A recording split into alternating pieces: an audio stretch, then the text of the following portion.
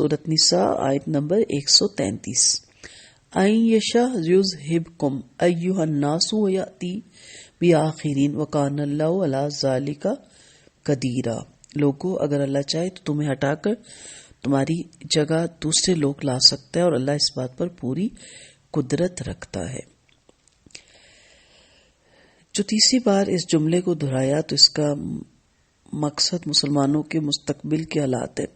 یعنی اے مسلمانوں اگر تم اللہ کی نافرمانی کرو گے تو اس کے کاموں کا انحصار تم پر نہیں. وہ ایسا کرنے کی پوری قدرت رکھتا ہے کہ اس صورت میں کوئی اور قوم آگے لے آئے اور اس کے ہاتھ سے تمہیں پٹوا کر پیچھے دھکیل دے.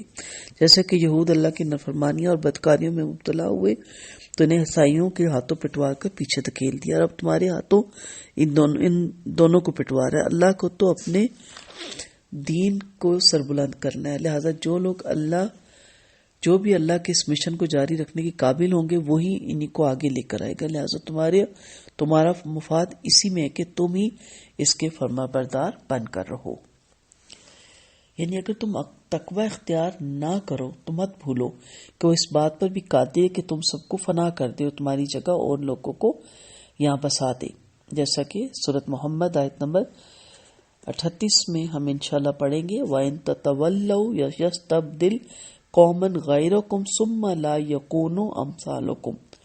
اور اگر تم پھر جاؤ گے تو تمہاری جگہ تمہاری سوا اور لوگوں کو لے آئے گا، پھر وہ تمہاری طرح کے نہیں ہوں گے.